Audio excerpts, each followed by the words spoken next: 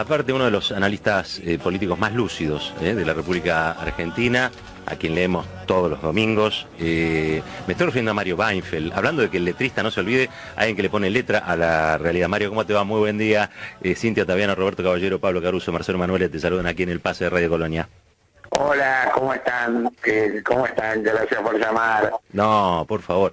A ver, aprovechamos para felicitarte por tu nuevo libro, que la verdad es que yo lo he empezado a leer. Hay un pasaje del libro que me inquietó muchísimo, porque está muy bien contado por Mario, y que tiene que ver con una ucronía. Pero eso, si te parece, Mario, lo dejamos un poquito para después de la charla. Vamos a hablar, primero que nada, de Estallidos Argentinos, así se llama el nuevo libro de Mario Weinfeld, que edita Siglo XXI. Primera pregunta, si te parece, ¿por qué Estallidos Argentinos, Mario? Vos sabés que es un título que tiene sus bemoles y sus dificultades. ¿Por qué? Porque ¿cómo titular? La pregunta previa es ¿cómo titular un libro que junta, básicamente, tiene algo más? Pero junta 10 episodios, 10 crónicas sobre hechos de la historia argentina. Exacto. 9 reales y, como vos mismo señalaste, 1 ficcional. Pero son todas crónicas sobre historia argentina del siglo XXI. ¿Cómo juntarlas? Porque no es una historia del siglo XXI sintetizada en 10 hechos. Eso sería demasiado pretencioso, no es verdad. Son 10 hechos. ¿Están descolgados? No. Tienen una lógica, tienen una coherencia interna, pero son 10 separados. Conversé con mis editores. Yo me inclinaba por un título medio, ¿cómo decir?, sencillo y un poco pavote, que son 10 crónicas de la Argentina, crónicas del siglo XXI o algo así. O sea, un título muy explícito, muy claro el contenido y con poco glamour, ponele, ¿no? Sí, o sea, sí. digamos, ¿no? O sea, con poco gancho. Los editores, o sea que yo también soy editor, que yo decía, cuando uno es editor, claro, pero una cosa es cuando editas para otro y otra cosa cuando editas el tuyo. En el mío yo me inclinaba por esto para que se entendiera. Los editores me dijeron, busquemos algo que tenga un atractivo, que llame la atención, y eligieron la palabra estallido. La palabra estallidos tal vez no se refiere a todos, tal vez merezca leerse como vos tuviste la gentileza de leer con el subtítulo, que es cuando se desbarata el orden en que vivimos. Son tal vez encrucijadas de la historia argentina, del siglo XXI siempre, momentos límite. Sí, hechos disruptivos. Nunca olvidaremos eso. Hechos disruptivos. A ver, vamos a repasar la presidencia de Adolfo, la mínima presidencia de Adolfo Rodríguez Sá, la caída del gobierno de Fernando de la Rúa, los asesinatos de Costecchi y Santillán, la movilización del 2x1 la movilización contra el 2x1 de la Corte, ¿no? Beneficiaba a los genocidas, la decisión de Néstor Kirchner de juzgar a los represores, digo, hechos disruptivos que marcaron la historia nacional, ¿no?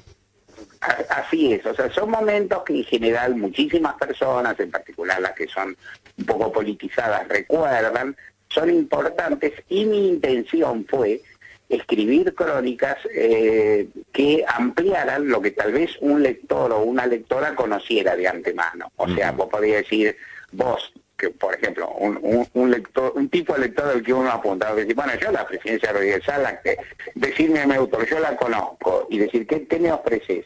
Te ofrezco repasarla, mirarla a través del tiempo, con una investigación que sea más dedicada que en algún momento. Muchos de esos hechos, que es lógico y que en la vida periodística nos ocurren, Roberto, Sí. Nosotros lo vamos tratando de a pucho. Nosotros vamos contando los partidos, minuto a minuto, ¿no? Sí, digamos. Y entonces a veces uno podría decir, ¿cómo se ve hoy la final de Argentina-Alemania, ponele, ¿no? Sí. Del Mundial de Brasil. Un choreo, un choreo, Mario, era penal. Era penal, ¿viste? Era penal. ¿Cómo la vemos? Pidiendo el VAR.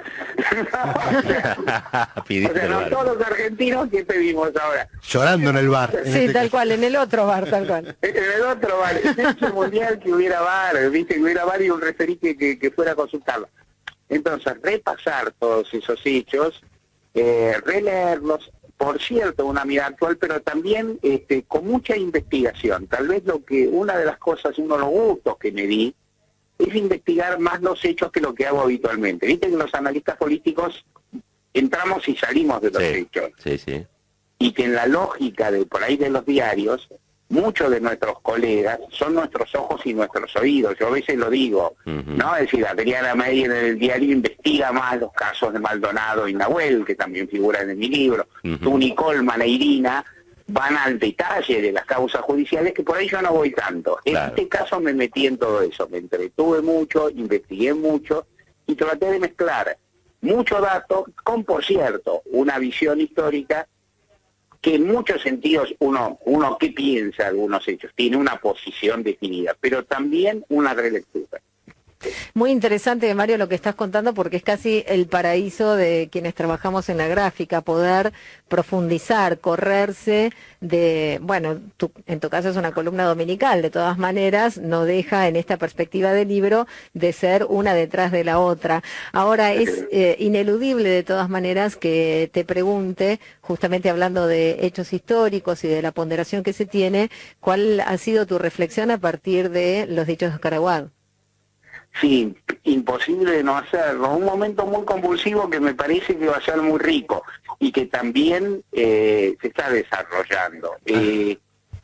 Por pronto, Oscar Aguad, como hubiera dicho, como decía, le gustaba decir a Néstor Kirchner en una frase aparentemente repetitiva que tenía sentido, Aguad es Aguad, ¿no? O sea, es una idiosincrasia. Le dicen el milico desde hace muchos años, por su mentalidad, y ciertamente también vale la pena recordar que aún al comienzo de este periodo democrático, de la recuperación democrática, él gustaba compartir tertulias y palcos con Luciano Benjamín Menéndez, ¿no? Es decir, él representaba siempre un sector del radicalismo que ahora, uno podría decir, es dominante y que en tiempos de Alfonsín, digamos, iba perdiendo la partida o quedaba en un lugar minoritario. Lo que él dijo, Aguad tiene dos características, me parece a mí, como emisor público de Cambiemos. Primero, es un tipo de derecha duro, conservador, reaccionario, si querés. Segundo, es un tipo que no tiene la ductilidad de los Peña Boys, ¿no? O sea, lo voy a decir en un lenguaje muy propio de la Universidad de Yale. Es facho y es bruto. ¿No? O sea, es las dos cosas. Voy a decir, ¿por qué dice esto? ¿Porque es facho o porque es bruto? ¿Sabe qué? Las dos cosas. Es muy facho y efectivamente es muy bruto el pibe. Entonces, dice lo que piensa, es muy chocante lo que dice, e inclusive ha removido una sensibilidad del radicalismo que uno la saluda dentro de todo. Uno podría preguntarse con cierta picardía, y si cuando lo digo como se llama en potencial, también lo pienso, ¿por qué no se sublevaron esos radicales cuando Aguad favoreció a Clarín con la ley, ¿no? Descuartizando la ley de servicios de comunicación audiovisual? ¿Por qué no se ofendieron sus correligionarios cuando favoreció el curro del correo favorable al presidente Mauricio Macri? ¿Por qué no se indignaron y tomaron posición firme con su desdén, su desprecio y su negligencia respecto de los tripulantes del Ara San Juan? Está bien, no lo hicieron, pero ahora lo hacen, y eso, dentro de todo, mejor que hagan esto, aunque no hayan hecho lo otro, y uno encuentra, una revalorización, y uno que ve, un radicalismo que quiere encontrar en el fondo de su historia un momento de valor. Que sin duda lo tuvo, digamos, ¿no? ¿Cómo? Que sin duda lo tuvo. Que sin duda lo tuvo. Un rescate, inclusive, de la figura del presidente Alfonsín, que no es nadie, yo entre tanto, tratamos también de tener, inclusive de revisar, ¿por qué no?, algunas cosas que pensamos o dijimos en su momento y que no lo valoramos en su total dimensión. Entonces, ahí me parece que aparece algo interesante con este episodio, de por sí lamentable, que uno piensa, en ciertos niveles de Cambiemos, es deliberado, Aguad lo puede haber hecho o no, y es un pésimo defensor, porque carece de esa hipocresía muy trabajada que tienen los Durán-Barbista, Marcos Peña, ¿no? Que tiene un discurso elaborado y él no lo tiene. Yo he escuchado, y valoro esto, ayer lo escuché a Federico Pollack en el programa del Gato Silvestre, que Federico Pollack, asesor de Alfonsín, un hombre con mucho rodaje, digamos, un tipo de la política, y la verdad que hizo una elaboración. Estoy contando lo que escuché como televidente, o sea, tirado en el sillón de casa, ¿viste? No estaba cubriendo, ¿no? Sí. No tomé nota, que Estabas de civil. Estaba de página medio impresentable, viste, como estás en casa a las 9 de la noche, no hay pico, a las 10, ya casi de vuelta. Y yo lo escuché, hizo un rescate de Alfonsín súper interesante. Y a la pasada, no mencionó a Néstor Kirchner y a Cristina, pero de alguna forma los rondó. Y sí mencionó a Juan Pablo Cafiero en un proyecto de nulidad de las leyes de la impunidad que tuvo. Y entonces uno dice, bueno, esto sirve para revolver algunas aguas. La figura de Aguad, insisto, hay que cargarle todo eso, porque si uno dijera, si este hombre dijo esto, cometió una imprudencia respecto de que cómo participó Rico en el desfile, pero no hizo esto. Él es un facho de toda la vida, un aliado de los sectores represivos, un aliado del establishment y un consistente funcionario de Cambiemos. Todo esto, Caraguad es una figura, y por otra parte es un personaje político muy rústico, que ¿por qué queda? Porque es apto para todo servicio, porque todo eso pudo hacer sin el menor rubor, sin mucho tecnicismo y sin ninguna carga de conciencia. Claro. O sea, es que, mira, antes de pasar al tema de la ucronía, que yo creo que es un momento muy alto, pero muy alto del libro, porque tiene aparte un didactismo para comprender qué tipo de situación atravesamos bajo el gobierno de Cambiemos y qué está soportando el Estado de Derecho bajo el gobierno de Mauricio Macri. Te quería preguntar brevemente sobre la muerte de Fernando de la Rúa, digamos, ¿cuál es tu evaluación de ese periodo? Un presidente fallido, 2 años. Ayer, viste, estos últimos días hubo así como un embellecimiento de la figura de un estadista, hasta Editorial Perfil ha dedicado grandes columnas luego de haberle hecho la vida imposible, ¿no? En su momento, pero ¿qué impresión te deja a vos esa figura? Sí, yo sin duda, yo la etapa de la Rúa, yendo a la que le dedico un capítulo larguito, el libro, y que aparte en el que trato de trabajar el tema, y es una propuesta que tengo, pensando, de la Rúa no cayó el 19 y 20 de diciembre, por lo que ocurrió el 19 y 20 de diciembre. O sea, la Rúa no fue la víctima de una revuelta popular, que la hubo, sino que fue la víctima de un gobierno pésimo que él ejerció. Él construyó su derrota y su caída desde el mismo 10 de diciembre del 99. O sea, fue un gobierno que hizo todo, fue un gobierno sensiblemente antipopular, enfrentaba un momento muy difícil en materia económica, no lo supo resolver, fue obstinado, acudió a un remedio que era peor que la enfermedad, que era el endeudamiento externo, y por otro lado, nada vistoso, interesante y valioso hizo en ninguna de las otras áreas de administración pública. Uno podría decir, bueno, uno podría imaginar, de la Rúa fue un hombre, que yo voy a hacer una pésima comparación que se me ocurre ahora, como Jimmy Carter en Estados Unidos, que no pudo con la economía, pero que es un hombre valioso en materia de derechos humanos. Bueno, de la Rúa es inocente de eso, ¿no? En materia de derechos humanos defendió a los represores a capa y espada. Se alineó pavotamente con los Estados Unidos. Contrajo una deuda federal. Redujo los salarios de modo... Él llegaba con un barniz de ser un hombre más honesto, más respetuoso de las leyes que los menemistas, lo que no era tan difícil, ¿no? Digamos, ¿no? Era una vara baja, ¿no? O sea, él podía... Bueno, obviamente él tenía un estilo distinto de los menemistas, pero él estaba rodeado, fíjate que aún en el aspecto de la frivolidad, etcétera, y dejo de lado la figura misma del presidente Fernando de la Rúa, básicamente por un motivo, que es que acaba de fallecer, y entonces, viste, no es bueno hablar del mismo, prefiero en todas esas, pero está rodeado de un elenco de frívolos, el grupo Sushi, Fernando de Santibáñez, gente de guita, de farándula, pavotes, ¿no? O sea, es decir, eran más presentables que los menemistas en términos sociales y muy parecidos en términos culturales. Ajá. Comían sushi en vez de pizza. Yo estoy, si me apurás, no me metas en lío, digo, pero porque me van a acusar de menemista. A mí me cae más, viste, no, la pizza con birra, no con champán, pero con birra o con vino, que bueno, no importa. Era mucho de eso, coimió, hubo coimas en el Senado. La cuestión penal está zanjada, porque los tribunales dijeron que no hubo responsabilidad de los acusados. Está bien, las coimas existieron. todos lo sabemos. Ujú. Ayer inclusive lo escribí yo y leí que Eduardo Van der Koy, lo escribía cada uno en su estilo. Todos los que integramos el sistema político sabemos que esas coimas existieron. Ujú. Los tribunales decidieron que algunas personas no son culpables. Está bien, a mí me parece que está mal, pero quiere decir, pero cubre eso, no niega el hecho. Hubo coimas, hubo reducción de salarios y de jubilaciones inconstitucionales a carta cabal.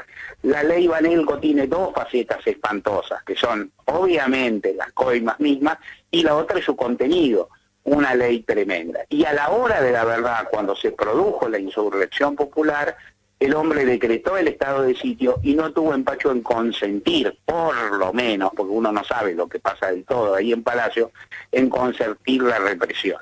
Se fue en un gobierno sangriento, echándole la culpa a todos menos a él. Este es el discurso que tuvo Fernando de Roa, este es el discurso del radicalismo.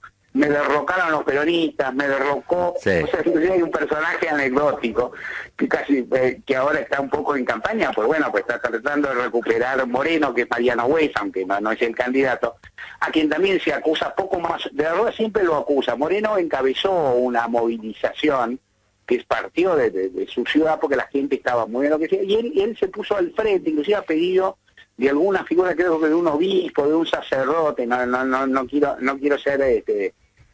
quiero ser impreciso o impropio en esto, que dijo, bueno, llevemos a la gente a Plaza de Mayo. De la Rúa dice me derrocó, y Güez no consiguió entrar a la capital, porque en definitiva lo frenaron en la General Paz. Y de la Rúa cuenta eso como si hubiera sido la marcha sobre Roma, digamos, ¿no? O sea, y después dice que lo derrocó Tinelli, ¿no? Y que lo derrocó, e inclusive, ojo, el Piojo, porque esto era importante, de la Rúa acusaba apenas veladamente a Raúl Alfonsín de haber complotado en su contra. Bueno, ahora es abierto eso. Ayer hablamos con Nicolás Gallo y ellos le atribuyen a Alfonsín no haberlo ayudado y haber colaborado con su caída, digamos, ¿no? Totalmente, y ahí también Alfonsín, ahí en los últimos días, Gallo mismo, lo dice mi amigo Martín Granoski ayer en una nota de página, había dos sectores, como suele haber en los gobiernos en el momento terminal, 19 y 20, en que algunos que alentaban la represión o mano libre a la policía, que es lo mismo, ¿no? Cuando vos decías a la policía, déjenos obrar, no que ellos resuelvan sobre el terreno y llamar a la masacre, uno lo sabe.